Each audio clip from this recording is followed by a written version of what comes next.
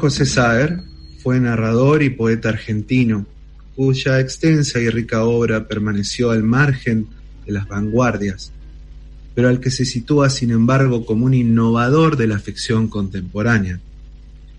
En su singular estilo consigue una fusión de lo local y lo universal. Sus escenarios literarios siempre se sitúan en Santa Fe. Hijo de inmigrantes sirios, nació cerca de Rosario, cerca del Paraná, en el pequeño pueblo de Cerodino. Fue Juani para la familia y los amigos. Abandonó los estudios de Derecho y en 1962 comenzó a enseñar en el Instituto de Cinematografía de la Universidad Nacional del Litoral. En 1968 viajó a Francia con una beca y desde entonces residió en ese país y dictó clases de literatura. Se inició en el mundo literario escribiendo poesía que recogería años después en el arte de narrar. Su residencia en el pueblo de Colastiné, sobre el río Paraná, a finales de la década del 50, le permitió crear un espacio geográfico literario habitado por personajes recurrentes. Publicó los relatos de En la Zona, Palo y Hueso, Unidad de Lugar, Cicatrices y las novelas Responso y La Vuelta Completa. En 1974, con la publicación de la novela El Limonero Real, Juan José Saer se desprendió del acento realista de sus primeros libros de relatos para dar comienzo a una de las obras más rigurosas y originales de la literatura argentina contemporánea. La influencia de Jorge Luis Borges y del objetivismo francés sirve de base para la singular operación realizada por Saer. De Borges tomó el perfil no psicologista y antirrealista de sus relatos, y la exaltación del artificio de los objetivistas, el trabajo experimental con las categorías narrativas de personajes, espacio y tiempo, y la descomposición detenida de los gestos y la mirada. La forma en que se plasmaron estas influencias, la de Borges cuando recién comenzaba a ocupar un lugar central en el sistema literario argentino, la del objetivismo cuando la literatura del país vivía bajo el auge de la exaltación subjetivista de Rayuela, provocó un fenómeno muy singular de recepción de la obra de Saer. Primero, fue reconocida por la crítica literaria y solo mucho después, recién a mediados de la década de 1980, por el público. Otros, ellos, antes podían. Mojaban despacio en la cocina en el atardecer, en invierno, la galletita sopando y subían.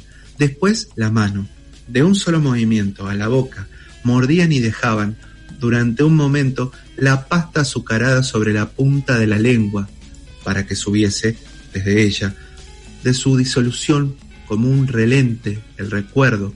Masticaban despacio y estaban de golpe ahora, fuera de sí, en otro lugar, conservado mientras hubiese en primer lugar la lengua, la galletita, el té que humea, los años. Mojaban en la cocina en invierno la galletita en la taza de té y sabían inmediatamente al probar que estaban llenos. Dentro de algo y trayendo dentro algo que habían en otros años, porque había años, dejado fuera en el mundo algo que se podía, de una u otra manera, por decir así, recuperar y que había, por lo tanto, en alguna parte, lo que llamaban o lo que creían que debía ser. ¿No es cierto? Un mundo. Y yo ahora me llevo a la boca por segunda vez la galletita empapada en el té y no saco al probarla nada. Lo que se dice, nada. Sopo la galletita en la taza de té, en la cocina, en invierno, y alzo rápido la mano hacia la boca. Dejo la pasta azucarada, tibia, en la punta de la lengua por un momento y empiezo a masticar despacio. Y ahora que trago, ahora que no queda ni rastro de sabor, sé decididamente que no saco nada, pero nada. Lo que se dice, nada. Ahora no hay nada, ni rastro, ni recuerdo de sabor. Nada. La mayor. Fragmento de Juan José Saer.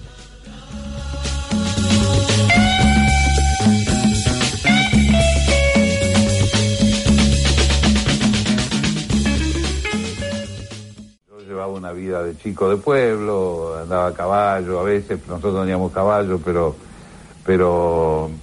siempre alguien nos llevaba a caballo, íbamos a las chacras a tomar leche al pie de la vaca, íbamos a pescar en las canaletas, íbamos a cazar pájaros, naturalmente,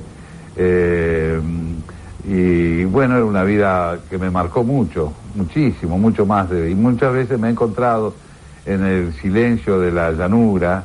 A lo mejor uno estaba solo, o estábamos 2 o 3, ¿no? Chicos de 6, 7, 8 años, y ahí se producía un silencio muy particular, en ese campo de maíz seco, o en un lugar donde, a la orilla de un camino, y esas impresiones eran muy fuertes porque había como una especie de pánico, ¿no? En ese silencio muy, muy fuerte, muy terrible, y yo he tratado de rescatar en algunos de mis libros esa impresión que volvió a aparecer en mí después de mucho tiempo, ¿no? Del cual yo había olvidado, que uno se lanza a la aventura de la existencia, una aventura bastante monótona por otro lado, y sobre todo en mi caso, que soy de lo más sedentario, pero se olvida de todas esas cosas, y esas impresiones vuelven. Y curiosamente, la escritura remueve todo eso. He estado muy cerca del cine, prácticamente hay días en que yo he visto 5 películas, es decir, hasta 1960 creo que lo vi todas las películas. Por razón tenés que usar esos anteojos. Sí.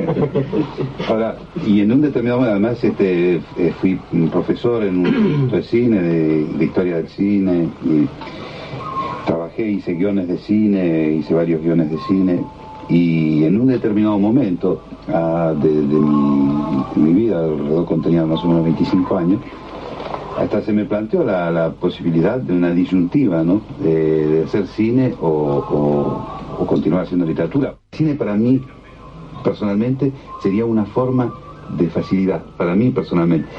Por lo que dice, ¿no? Julio, es decir, yo justamente hago una literatura muy descriptiva. Yo tengo una necesidad de escribir. Es decir, y a mí, digamos, tengo una necesidad de escribir de tipo casi obsesivo. Yo me doy cuenta que yo no puedo, y que ese es el terreno que yo personalmente tuve en un determinado momento que explorar. Y hay una ubicuidad del libro, es decir, ese libro está en forma secreta, ¿no? Está viviendo en infinitos lugares al mismo tiempo, ¿no? Y hay una cosa, y yo siempre tengo la impresión de que un libro es una cosa que tiene una especie de es como una especie de árbol, como una especie de semilla, es una cosa que está ahí siempre en movimiento.